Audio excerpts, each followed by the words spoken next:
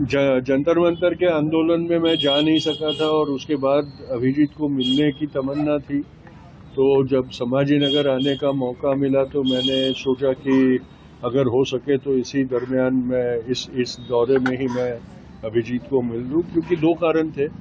एक तो फैसिनेशन था कि देश के युवा को जगाने वाला कौन होगा, कैसा होगा, वो देखे हम, और दूसरा ये भी था कि जिस तरीके से वो आंदोलन कंडक्ट किया गया और जिस संयम के साथ उस आंदोलन को पूर्णाहुति तक ले गए, उसमें मुझे सत्याग्रह की छवि बहुत स्पष्ट तरीके से दिखाई दे रही थी और उसके लिए भी मुझे अभिजीत का अभिनंदन करना था। तो ये मौका मिला।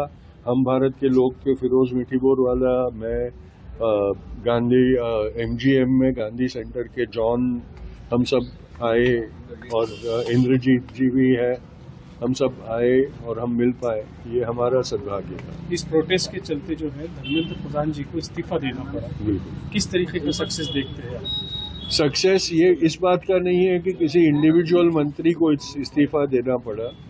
सक्सेस इस बात का है कि ये सरकार को जवाब देने को मजबूर किया गया, जो 12 साल से इस घमंड में चल रही थी कि हमें कोई जवाब देने की जिम्मेदारी नहीं है हम पर और हम कोई सवाल का उत्तर नहीं देंगे। उनको जो सवाल का जवाब देना पड़ा, ये इस मोहिम की सबसे बड़ी उपलब्धि। अभी पुढे तुम्ही त्यांच्या सोबत जाऊन पुढच्या वेळेस लढणार असतील किंवा जी लढाई असेल ती लढणार सोबत कोणती पण हक्काची लढाई असेल त्याच्यात मी नेहमी सहभागी होतो आणि ह्याच्यात पण मी होईन, पण ही लढाई मी जे सांगतो त्याच्यात नेतृत्व जेन झीचं आहे, म्हणजे मी सपोर्टरचा रोलच प्ले करू शकतो। अभी जरूर कांग्रेस जनता पार्टी का स्कूल ठीक करो आंदोलन चल रहा है, उसको आप किस नजरिए से देखते हैं? बहुत जरूरी है और इसीलिए वो रेजोनेट हो रहा है। महाराष्ट्र में सब जगह से इसको प्रतिसाद मिल रहा है और उसमें भी एक नई बात जो दिखाई दे रही है कि जिसको आप जैन अल्फा बोलते हैं, वो जागरूक होकर प्रश्न पूछ रहा है अपने समस्याओं के लिए।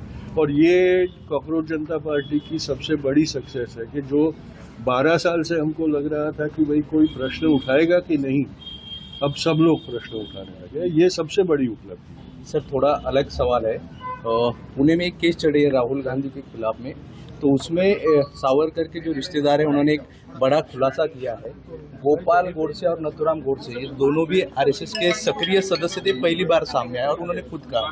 देखिए, ये बात बहुत स्पष्ट थी, लेकिन आरएसएस की ये फितरत है कि वो हमेशा जिन लोगों से काम करवाता है उनसे दूरी बना के रखता है। तो ये अच्छा है कि सावरकर के वंशज ने ही इस असत्य के ऊपर से पर्दाफाश करके सत्य को उजागर किया है। तो हमारे लिए बहुत ही गर्व की बात है कि महात्मा गांधी जी का परिवार आज हमारे साथ खड़ा है। इस आंदोलन के दौरान हमारे ऊपर बहुत आरोप लगाए गए। हमें देश विरोधी कहा गया, हमें कहा गया कि हम बस देश में अराजकता फैलाना चाहते हैं, हम हिंसक लोग हैं। लेकिन आज सर का यहाँ होना हमारे साथ ये दिखाता है कि जो आरोप हमारे ऊपर लगाए थे वो गलत थे, क्योंकि महात्मा गांधी का परिवार खुद हमारे साथ है। इससे बड़ा सर्टिफिकेट हमारे शांतिप्रिय होने का, अहिंसक होने का और देशभक्त होने का नहीं हो सकता। और एक विचारधारा है इस देश में जिन्होंने गांधी को मारा था, वो गांधी के विचारों को भी मारना चाहते हैं। पिछले कई वर्षों से वो कोशिश कर रहे हैं कि वो गांधी के विचार भी खत्म कर दे, लेकिन जब तक ये देश रहेगा गांधी जी के विचार कभी खत्म नहीं होंगे। गांधी जी इस देश की आत्मा है। हमारा आंदोलन जो था वो उन्हीं के रास्ते पर चला था और उन्हीं के रास्तों पर चलकर ही सक्सेसफुल हो पाया। अगर हम महात्मा गांधी के रास्ते पर नहीं चलते तो हमें नहीं लगता हमारा आंदोलन कभी सक्सेसफुल हो पाता। और बार बार हमें कंपेयर किया जाता था कि देखो नेपाल में जो हिंसा हुई ये लोग भी वैसा ही करेंगे, देखो बांग्लादेश में जो हुआ ये लोग भी वैसा ही करेंगे। और मैं बार बार यही कहता था, जब पूरी दुनिया गांधी से सीखती है। नेल्सन मंडेला, उन्होंने साउथ अफ्रीका में जो लड़ाई लड़ी वो गांधी जी से इंस्पायर होकर लड़ी। मार्टिन लूथर किंग ने जो अमेरिका में लड़ाई लड़ी वो गांधी जी से इंस्पायर होकर लड़ी है। तो जब पूरी दुनिया गांधी जी के पास देखती तो गांधी जी के अपने देश के युवाओं को कहीं बाहर देखने की क्या जरूरत है। प्रभातखबर.com, विश्वास वही, रफ्तार नहीं।